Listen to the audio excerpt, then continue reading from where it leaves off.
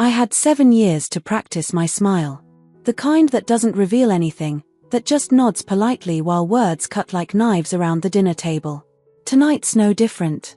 I'm sitting at the head of the table opposite Thomas, my husband, while he entertains his parents and his sister with overblown stories about his wins at the bank. Subscribe to the channel and leave your like to get more stories like this. Sarah, dear, could you pass the wine? Eleanor, my mother-in-law, barely looks at me while she asks. Her eyes are fixed on Thomas, as if every word he speaks is pure wisdom. I get up quietly and grab the bottle of red wine that costs more than many people make in a day. A wine I chose and paid for, but that Thomas introduced as his own selection. The market's been unpredictable, Thomas gestures dramatically, but I managed to predict the drop in TechVision's stock. I saved the bank millions. I pour the wine and go back to my seat, watching the expressions on the Walker family's faces. Blind admiration for Thomas. Barely veiled condescension for me. And you, Sarah? Still taking phone calls and scheduling meetings? Robert, my father-in-law, smiles in that way men of his generation do when they think they're being nice, but they're just being condescending. Yeah, something like that, I reply with a half-smile. Thomas laughs out loud. Dad, Sarah's in the admin department now. She organized some important files recently. Melissa, my sister-in-law, raises an eyebrow. Good for you, Sarah. I've always admired how you managed to climb up in life by marrying my brother. Under the table, I grip my napkin so tightly my fingers turn white. Nobody notices. Speaking of finances, Thomas continues, I'm expecting a big bonus this quarter. The CEO has been watching my work. I take a sip of wine to hide what could be either a smile or a grimace. The CEO has indeed been watching Thomas's work with much more attention than he thinks. I doubt Sarah even understands this stuff, Eleanor sighs. Sweetheart, you've always been more simple with money, haven't you? I don't answer immediately, thinking of the 8 digits in my own bank account and the investment decisions I made this morning, moving millions. I try to learn from Thomas, I say softly. The family laughs as if I'd told a hilarious joke. After dinner, while I clean the kitchen, I listen to Thomas and his family in the living room. Honestly, son, you could have married anyone. Someone on your level, Robert says. Sarah's convenient, Thomas replies. She doesn't ask too many questions and she's good at keeping the house in order. What Thomas doesn't know is that while he and his family look down on me, I have access to all his bank transactions. I know every penny he diverted from the bank in the last 3 years. I know about that secret Cayman Islands account. I know about the escape plans with Ashley, his assistant, who actually works for me as head of corporate security. In my home office, after everyone's asleep, I review the latest files that Daniel, my loyal assistant, sent over. The documents clearly show the fraudulent transfers Thomas has been making, thinking they were undetectable. Are you sure you want to do this tomorrow? Ashley asks on the phone. I'm sure, I reply. 5 years of documenting his every move. 3 years as CEO while he thinks I'm just an admin manager. Tomorrow, everyone will know the truth. The next morning, Thomas adjusts his favorite tie in the mirror. I have a good feeling about today's board meeting, he says, smiling at his reflection. The CEO is finally going to recognize my value. I'm sure of it, I reply, straightening my grey executive suit. That your outfit for work today? Isn't it a bit too formal for your position? I have an important meeting, I say simply. Thomas absent-mindedly kisses my forehead. Don't wait up for me tonight. I'm going to celebrate with some colleagues after work. With Ashley? I ask innocently. For a moment, his eyes narrow. Among others. Why do you ask? Just curious, I reply, grabbing my folder. Good luck today, Thomas. It's going to be an unforgettable day. I arrive at the bank 20 minutes before Thomas. The security guards give a respectful nod as I pass through the main lobby. The executive elevator takes me straight to the president's floor, where Daniel is waiting with a folder and a coffee. Good morning, Mrs. Peterson. Everything is set for the meeting, he says, handing me the documents.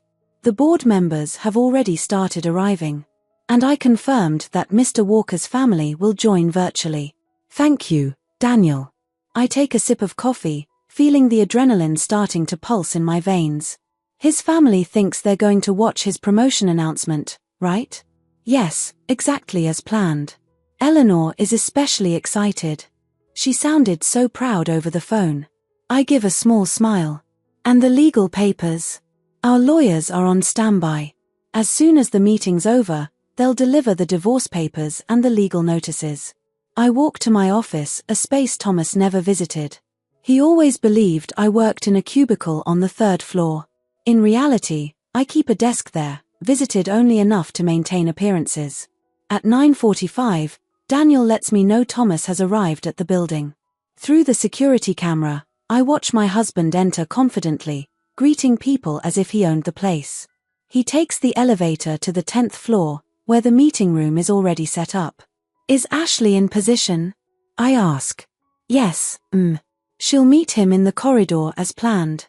I take a deep breath and run through my plan in my head. 3 years ago, when I secretly took on the role of CEO after Mr. Jameson retired, only a few employees were informed. Most of the staff know only my face, not my full name. I kept my maiden name, Peterson, on the corporate records, while socially I used Walker, a strategy that made it easier to keep Thomas in the dark about my true position. At 10 o'clock sharp, I step into the elevator. When the doors open on the 10th floor, Ashley is waiting. He's in the room, very confident, she tells me. He thinks he's being announced as the new VP of Investments. And the other executives? Everyone's here. His family is connected via video conference on a side screen. They still can't be seen by the board members. I adjust my blazer and tap the small golden lion brooch on my lapel, the symbol of the bank's presidency that Thomas never noticed. Let's finish this. When I enter the meeting room, Thomas is standing near the opposite wall, chatting animatedly with 2 directors. He sees me but barely acknowledges my presence with a quick, puzzled nod as if he's wondering what I'm doing there. All 13 board members stand as I enter. Good morning, Mrs. Peterson, several of them say almost in unison. Thomas frowns, clearly bothered by the deference being shown. Please, ladies and gentlemen, take your seats, I say as I walk to the head of the table. We have a lot to discuss today. Thomas remains standing, his expression shifting between confusion and irritation. Sarah, what's going on? This is an executive meeting. You shouldn't be here. A tense silence falls over the room. I see the board members exchange looks, some fighting back smiles. Thomas, I say calmly, please sit down. You're disrupting the start of the meeting. Disrupting? What do you think you're? Mr. Walker, interrupts Mr. Richards, the board chairman, I suggest you sit and listen to what Mrs. Peterson has to say. I catch the moment when the first seed of doubt appears in Thomas's eyes. He slowly sits, looking around as if searching for allies. Before we begin, I say, I'd like to connect our video with the special guests. Daniel presses a button and the smiling faces of Eleanor, Robert, and Melissa appear on the side screen. Ah, there he is. Eleanor exclaims upon seeing Thomas. Our man of the day. Thomas regains some confidence and waves at his family. Then he realizes something's off when he notices everyone in the room is looking at me, not him. Good morning, everyone, I begin formally. For those who haven't met me in person, I'm Sarah Peterson, CEO of National Continental Bank for the past 3 years. Thomas's face shifts, first disbelief, then shock, then anger. On the screen, I see similar expressions forming on his family's faces. Is this some kind of joke? He interrupts, his voice louder than normal. No, Thomas, it's not a joke. And I suggest you don't interrupt me again, I reply with a firmness I've never shown at home. As I was saying, 3 years ago I took over the presidency after Mr. Jameson retired. Before that, I was operations director for 2 years and head of risk analysis for 4. Impossible, he stammers. You were an administrative secretary. That's a conclusion you jumped to on your own, Thomas. I never claimed to be a secretary. You just assumed. On the screen, Eleanor looks like she's about to faint. Robert's face turns red with anger, and Melissa's mouth hangs open in shock. I've called this meeting to discuss a serious matter that directly affects the integrity of our institution, I continue, opening the folder in front of me. Over the past 3 years, we've extensively documented a fraud scheme operating in our investments department. Thomas pales. His eyes dart quickly to the door, measuring the distance. Don't even try, Thomas. Security is in place, I say calmly. Ashley, could you explain your true role to Mr. Walker? Ashley stands up. I'm Ashley Bennett, Director of Corporate Security. I was assigned to monitor your activities 18 months ago, Mr. Walker, after we detected the first irregularities. This is absurd. It's a conspiracy, Thomas shouts, rising to his feet. Mr. Walker, we have records of 47 unauthorized transfers to an offshore account in the Cayman Islands, I state, projecting the statements on the main screen. Total diversions, about $3.8 million. The room falls completely silent. Over the video conference, Robert starts yelling, but someone lowers the volume. We also have evidence of communications where you planned to leave the country next month with the stolen funds. Interestingly, I add, looking directly at him, your messages even mention fleeing with your assistant, Ashley, with whom you thought you were having an affair. Thomas looks toward Ashley, betrayed for the second time. The authorities have been notified and will be here soon, I continue. The bank is filing formal charges, and I am personally filing for divorce, effective immediately. On the screen, Eleanor finally finds her voice. Sarah, is this some kind of sick revenge? Thomas told us how you were always jealous of his success. I look directly at the camera. Eleanor, for 7 years I sat at your table and heard you call me the lucky secretary who married above her class. Meanwhile, I was building one of the largest banks in the country. Your son isn't a financial genius, he's a mediocre criminal who thought no one would notice his misdeeds. 2 security guards enter the room. Mr. Walker, please come with us. Thomas stands up, trembling. You can't do this to me. I'm Thomas Walker, and I'm Sarah Peterson, your boss and soon-to-be ex-wife. You're done, Mr. Walker. When Thomas is escorted out, he gives me one last look. There's no arrogance in his eyes anymore, just the late realization of who I really am. Will the Walker family stay connected? Asks Mr. Richards, pointing at the screen where the 3 still appear frozen. Of course, I reply, unless they'd rather disconnect. No one presses the end call button.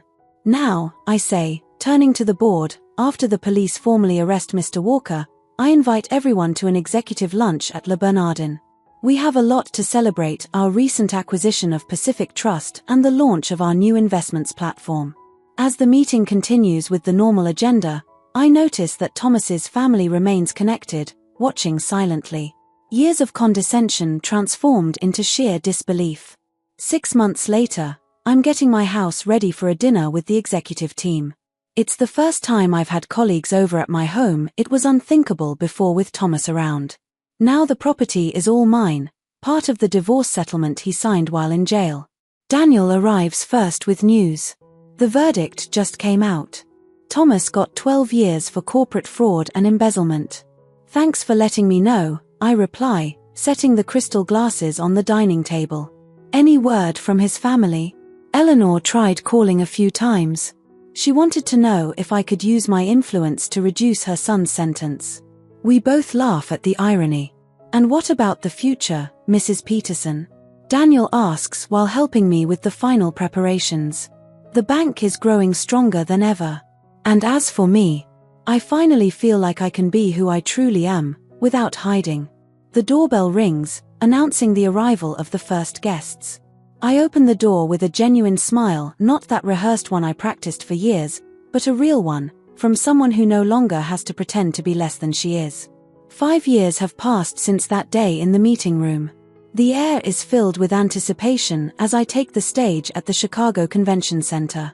500 faces watch me, mostly executive women, some early in their careers, others already established at the highest echelons of the corporate world.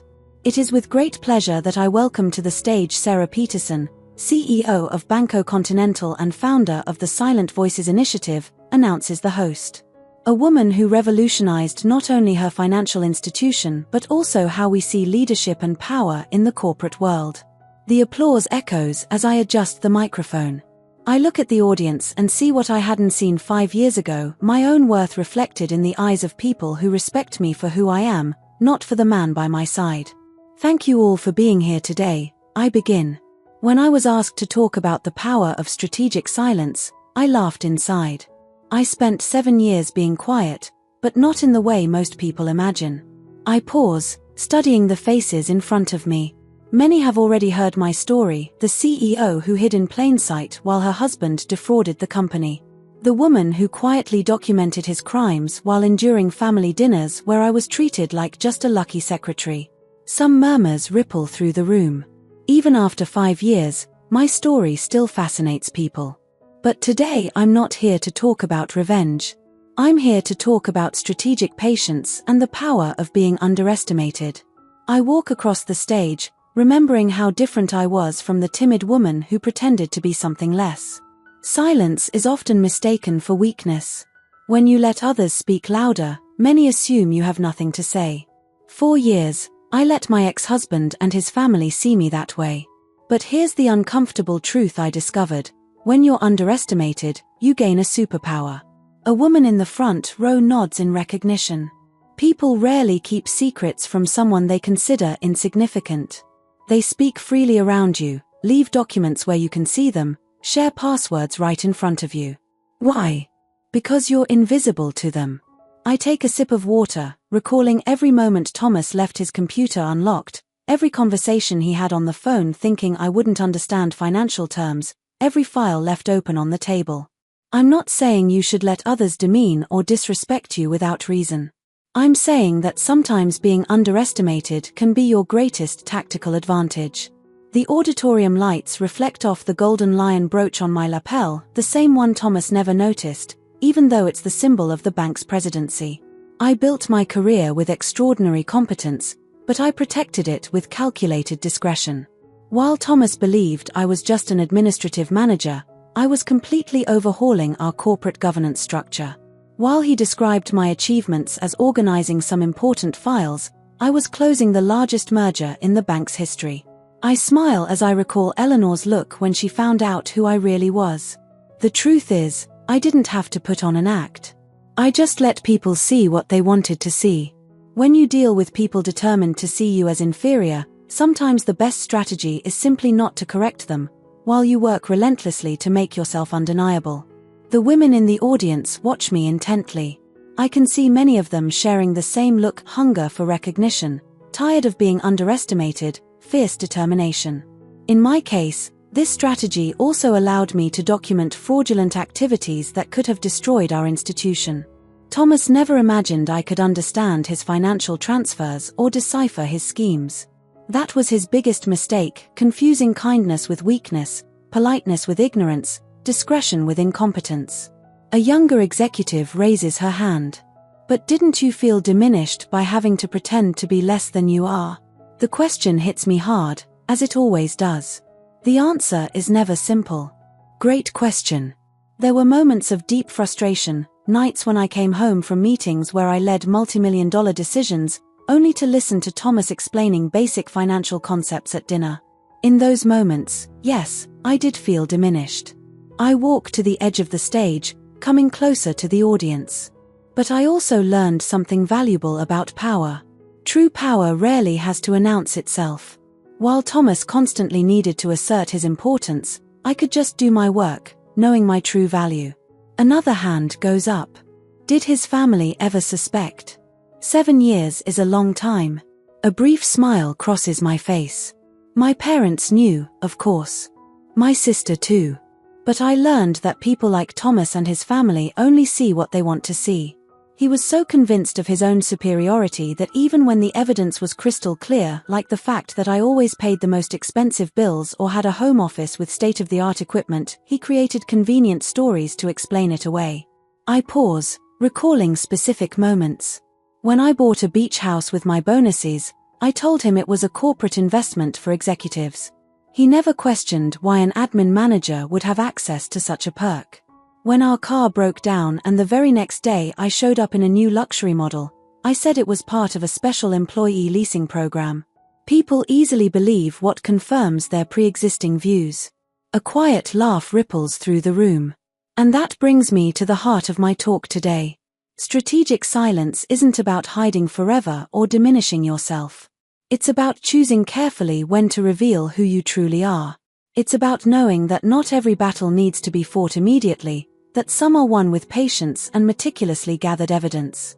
The next 2 hours fly by as I share specific strategies, case studies, and lessons learned. When the talk is over, a line forms for the signing of my newly released book, The Silent CEO, Leadership Behind the Scenes. Among those waiting, I notice a familiar face, Melissa, my ex-sister-in-law. She looks older now, or maybe it's the fallout from the family scandal and her brother's imprisonment. When it's her turn, she sets the book on the table without looking me in the eye. "Never thought I'd be here," she says quietly. "Neither did I reply sincerely. "How are you, Melissa?" "Surviving. Mom never fully recovered. Dad passed away last year. I'm sorry for your loss." She finally meets my gaze. "Thomas gets out of prison in 2 years." I sign her book calmly, processing the news. I hope he's learned something valuable from all this. "He lost everything." "No," I correct gently, "he threw everything away." "There's a difference." Melissa hesitates, then asks, "How did you do it?" "All those years, sitting at our table, listening to what we said about you." I close my pen and hand her the book back. "The same way many women do every day, Melissa. By taking a deep breath and remembering my own worth, even when no one else acknowledged it." She nods and walks away, a shadow of the arrogant behavior she used to show at family dinners. Hours later, back in my hotel room, I gaze at the Chicago lights through the window. My phone buzzes, a message from Daniel, who's still the right hand of the bank. "We just closed the acquisition of European Capital. The board approved it unanimously. Congratulations, Sarah." I smile at the message. Over the past 5 years, we transformed Banco Continental into the country's 3rd largest financial institution. Now, Thomas's fraud seems like just a tiny blemish on an otherwise huge success story. I let my tight bun loosen, letting my hair fall over my shoulders.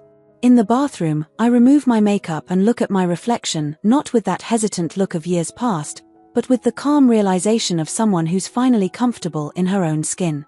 The irony is that, in the end, Thomas and his family gave me an unexpected gift. By underestimating me so completely, they created the perfect space for me to work without scrutiny or interference. Every demeaning comment at those dinners only fueled my determination to prove, for myself more than for them, that I was capable of so much more than they ever imagined.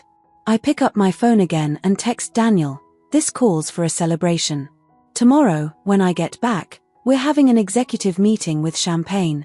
Then, I open my photo gallery and find the only picture I kept from those years, the picture from the family dinner a week before Thomas's downfall.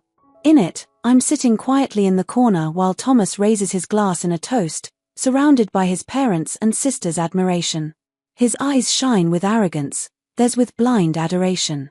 What none of them realized was my little smile, not that practiced, submissive smile, but the smile of someone who knows the tide is about to turn. I delete the photo. I don't need it anymore. This story no longer defines me, it's just a chapter in a much larger narrative that I continue writing, one page at a time, with a voice that will never be silenced again.